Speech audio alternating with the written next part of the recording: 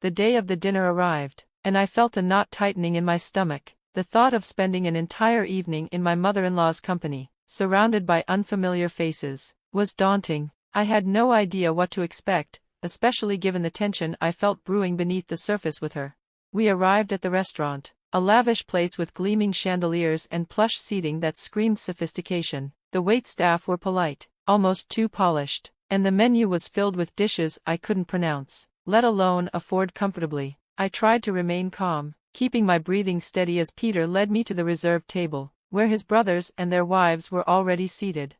There was an awkward silence when we walked in, and I immediately felt out of place. My mother-in-law, who had been standing with a proud smile, beamed when she saw us. "You made it," she said, her tone warm yet laced with a subtle challenge. As I took my seat, I noticed the way she looked at me, her eyes scrutinizing every movement, every glance. It was as though she was silently assessing whether I belonged there or not.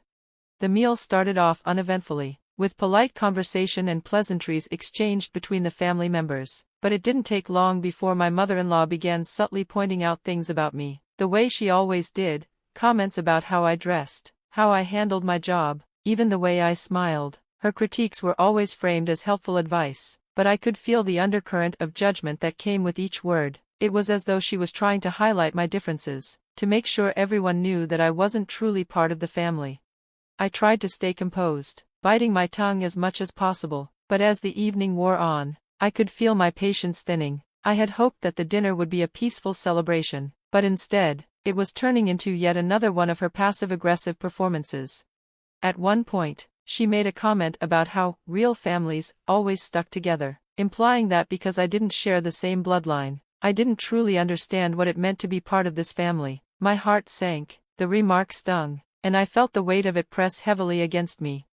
"I think you're forgetting something," I replied, trying to keep my voice steady despite the turmoil inside. "I'm here, aren't I? I didn't have to come, but I did, and that should count for something."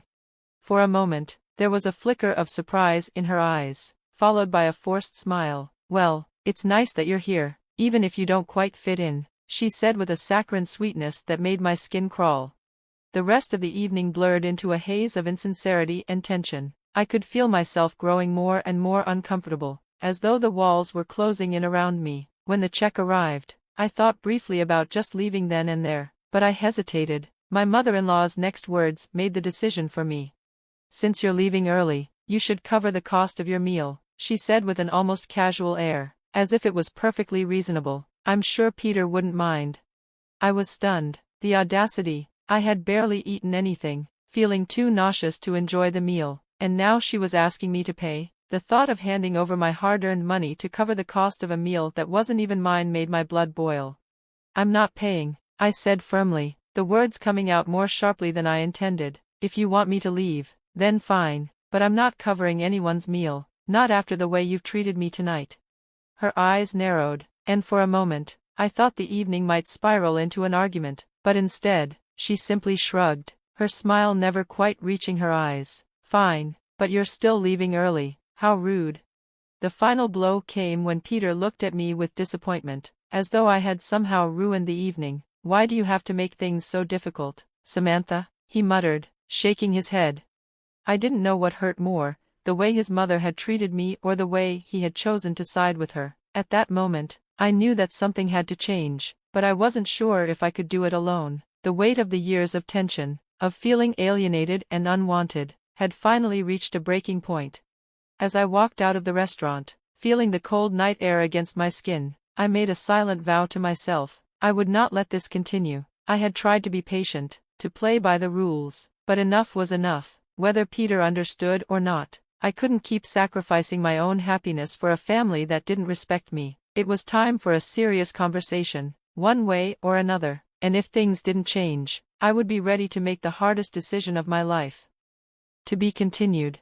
I reluctantly returned to the restaurant, heart heavy with the need to face the chaos that had unfolded earlier. As soon as I walked in, the scene was even more intense than I had imagined. The police were still present, trying in vain to calm my mother-in-law, who was standing by the entrance, her face flushed with anger. She didn't see me immediately, but as soon as she did, her eyes locked onto mine, and she shrieked, "You're useless, This mess happened because you didn't pay the bill. Isn't it only natural to help your mother? Pay up now."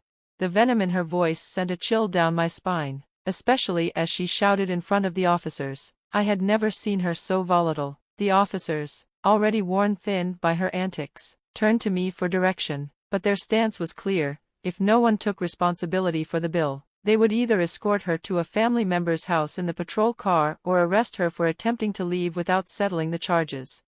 Exasperation flooded my chest, but there was no room for hesitation. I squared my shoulders, my voice steady but firm. "Please take her away, arrest her or do whatever you need to do, but make her take responsibility for her actions."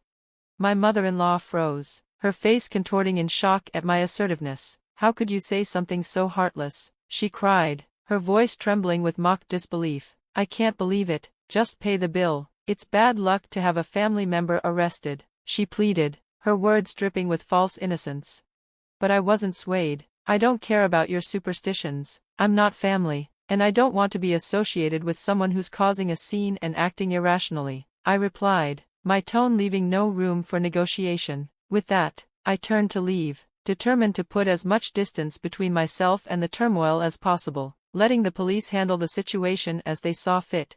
Before I could step out, however, my husband, who had been silent through the entire ordeal, suddenly spoke up. He crossed the room toward me, his face tight with frustration. "I understand that what happened to Samantha was awful, but is it really serious enough to warrant arrest?" His voice was stern as he came to his mother's defense. I couldn't believe my ears. "You're missing the point," I snapped, frustration seeping into my words. "She's in trouble with the police because she tried to leave without paying the bill and caused a scene. This has nothing to do with me. Or are you suggesting that I should pay for 7 meals when I didn't eat a single bite?" My husband fell silent, visibly torn, but after a long moment, he walked past me and approached the police and restaurant staff. A knot formed in my stomach as I realized what was about to happen. I called out to him one last time, the words slipping from my lips with a finality that echoed in the room. "If you're going to pay for her meal and make it right, then we're getting divorced. Think about that."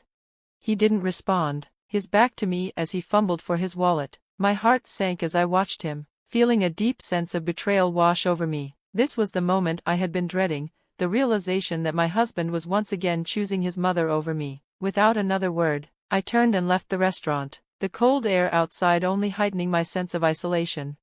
The walk home was a blur. I didn't know how long it took me to get there, but by the time I arrived, I was done. I didn't want to wait for my husband's return. I immediately began packing my things, sorting through my belongings with a calmness that contrasted sharply with the whirlwind of emotions swirling inside me. I had reached my breaking point. It was over. I couldn't keep pretending that things would magically improve. Just before midnight, my husband finally returned. He entered the house, his face exhausted, his movements slow. "Mom's not getting arrested," he said, sounding weary. "It seems she was really in the wrong, but the restaurant said they'd forgive her if I compensated them and promised she'd never come back. I didn't have enough money, so I had to call my brothers to help out. Oh, I'm so tired," he added, his voice trailing off as if the whole ordeal had drained him of any energy. I stood still as he spoke, but my mind was already far from him. I felt numb. When he noticed my packed bags, his eyes widened in confusion. "Hey, what's with these bags?" he asked, his voice tinged with concern. "I'm getting ready to leave," I replied, my voice unwavering despite the lump in my throat. My decision was final. The damage had been done.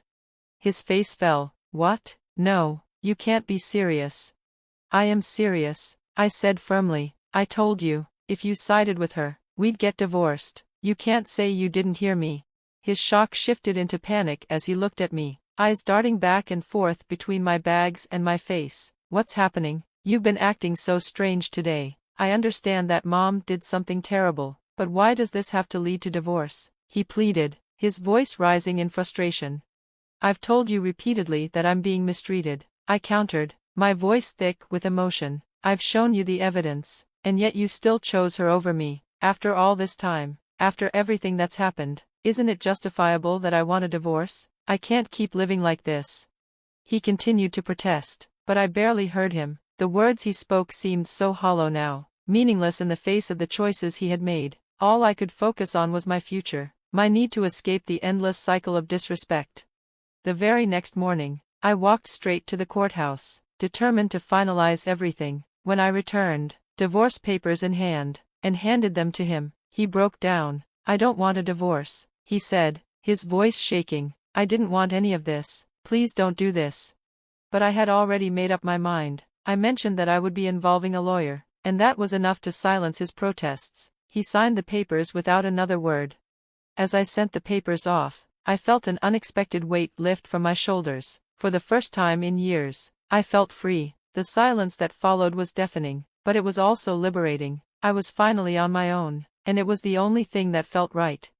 The marriage had ended, but I was no longer bound by its chains, and for the first time in a long time, I felt like I could breathe again.